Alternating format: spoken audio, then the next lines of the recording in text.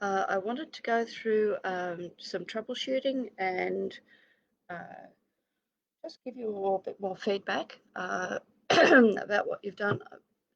Can I start by saying I'm thrilled that so many of you have had a go. There were a couple of things that I wanted to go through, and I hope that you will that you'll find this helpful. I hope that I'm not just going over old ground. If you feel like this is all stuff that you already know and that's already been covered in the video, just write me a little comment, say move along, Michelle, or something like that. But I like to think that now, having worked it, you'll have a fighting chance of understanding. Uh, I'll just run through in my mind the thoughts that I had when I looked at your work. As I said, I'm delighted that so many people have completed things, because yes, it tells me that that you're keen, but also tells me that that's achievable. Because what I didn't want to do was to make things so difficult that you just thought, I can't even manage this. So with that in mind, fantastic. I might just get my husband to relocate that before I put him in a pie. And it won't be long before the kitten joins us too. You know, that's my life.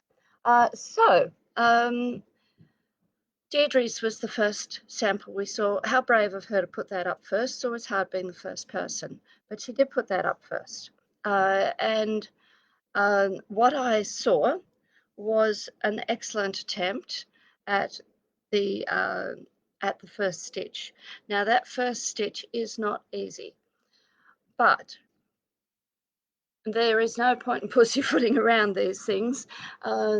You've got to start somewhere, and so I'm so delighted that you gave it a go.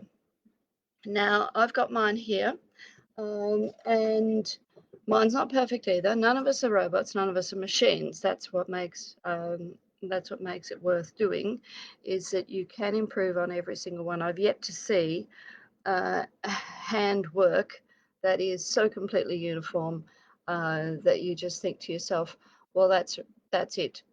Move on to something else, because you've obviously mastered this.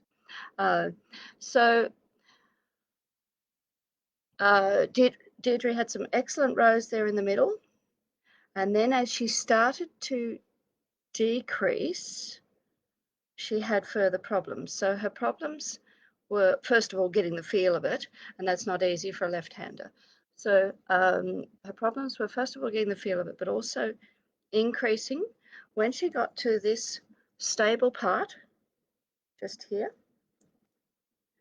her rows were lovely. And then when she started decreasing again, things started to get out of hand. So for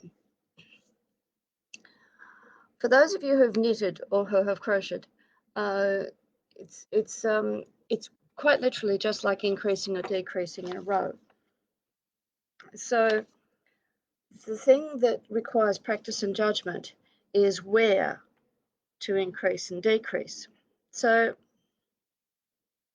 your first row across the top here, there, is quite short. The next row you're going to have to put in at least one on this side and probably two on that side. Can you see how that's a longer distance there than there?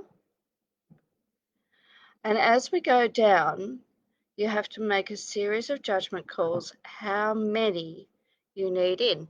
Now, it's not going to be perfect, because we're not dealing with pixels, you know, we're dealing with thread, and that has a thickness of its own.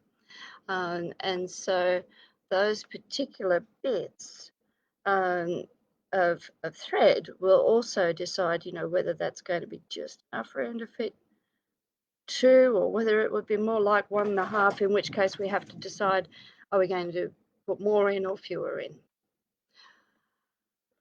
So when you're adding, it's not only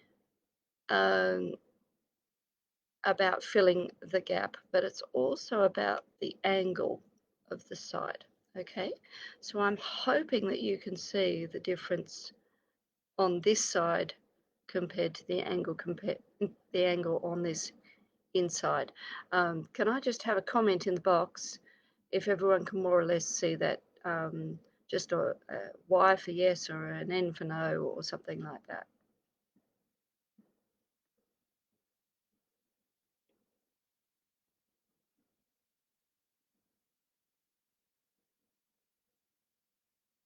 Okay, so while those are coming through, now as you go down, your inside here was straight. Beautiful. Okay, so ladies, you've got that. Lovely. So your inside is straight, so that doesn't change. It's your outside that changes. And that's why I very specifically chose a straight middle for you. Because I can tell you right now, if you'd have had to work all the way across that heart and then have an irregular side on the other side, you'd have been in all sorts of pain. So, so as we work down this outside,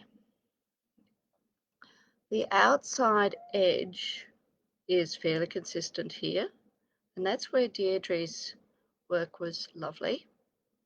And then she had to do the decreasing, and can you see it's gradual here and then sharp there.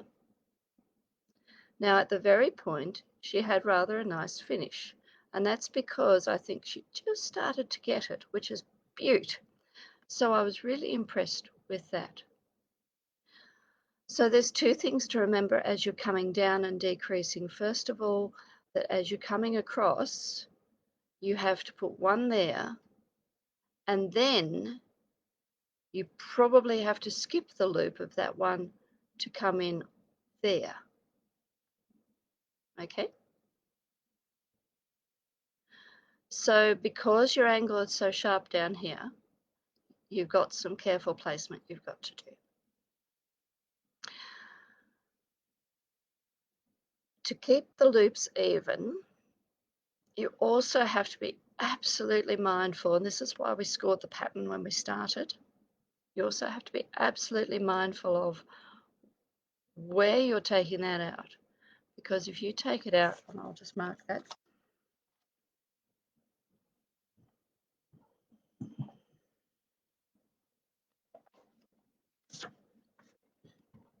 If you take that out on the top dash where it's straight, it's very different to if you take it out on the bottom dash, which is only a millimetre away, but it makes all the difference.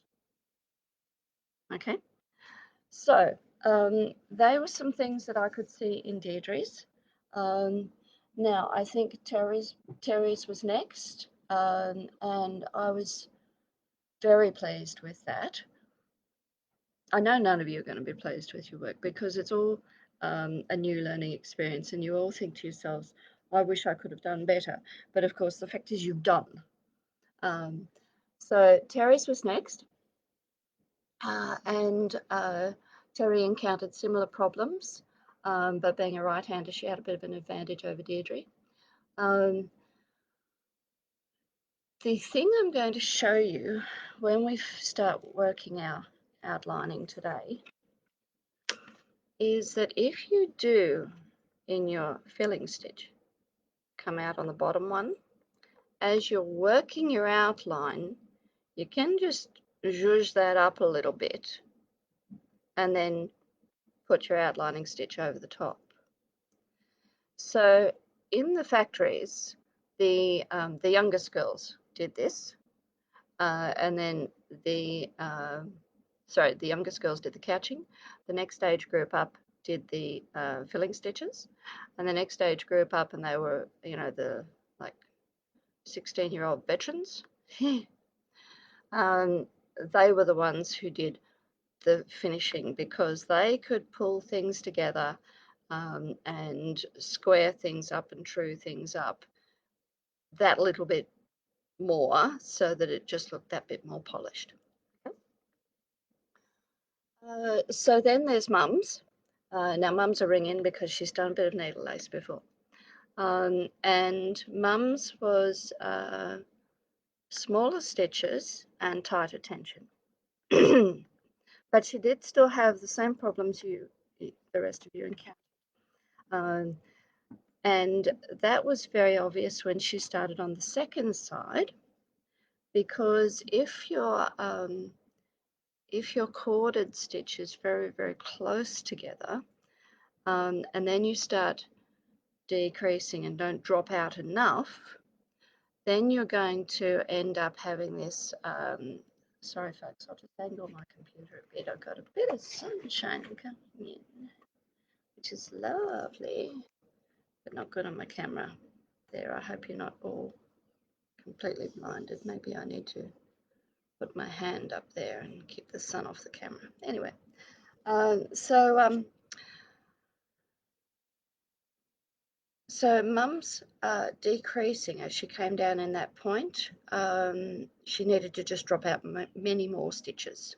Okay, so my advice to you would be that as you're working down through that sharp angle of the heart, that you carefully drop out at both the end and the start of the curved row. Okay, so you might lose 2 on that row that you've just come back to, and then you might drop out more on the next. That doesn't quite make sense with a corded stitch. Sorry folks, let me reword that, because that doesn't work with a corded stitch. So you will drop out a few on the way, come back, and then on your next pass you're going to have to drop out even more. So the thing is that as you're coming across with your stitches in that corded row, when your needle held straight up and down hits the outline of the stitch that you've just worked, from then on the decisions you make are critical about how many more you put in there. And because you are going to be using some tension to bring that into the next row, you may stop then. Or you may put another 1 or 2 in, but you're going to be working them into the outlining stitch, very firmly. So it's a bit of a judgment call.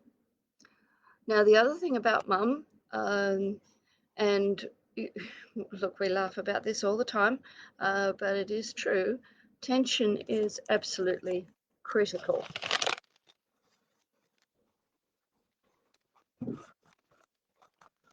There we go, folks. I'm just shading my camera a little bit so it's not glaring in your eyes. So tension is absolutely critical. Now, Mum's work had a lot of tension in it, and that's fine, because it's either one way or the other. It's not perfect in the first instance. And I blame myself for the irregularity of her outside edge on her corded stitch, because with everything that was going on explaining to you how to do the stitch, I forgot to say that the straight return has no tension on it. It's just there to be padding for the stitches. So when you do your outside, so 2 stitches, you go back through, but without any tension on it. So it's just not slack, like you could flick it with your finger and it would move, but it's not going anywhere as such. Okay, so then when you work over the top of it, it's firm but not rolling around anywhere.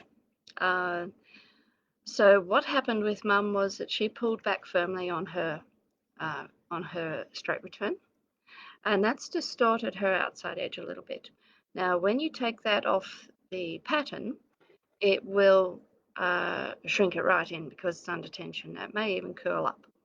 That's all right. That's just the way things are. And so what we'll be doing as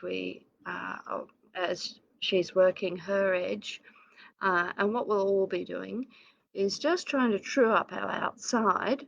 And as that happens, we're going to try to make sure that those areas that are pulled under higher tension have have a little bit of counter tension put on them to try to keep them even. Okay, but this is a sample. This is the first one. Now we've got a third watcher on, and I would love to hope that that might be Sally. Whoever it is, please give us a hi in the comments section. And I hope that you can see where the comments are underneath the video, because we'd love to welcome you. So with all that in mind,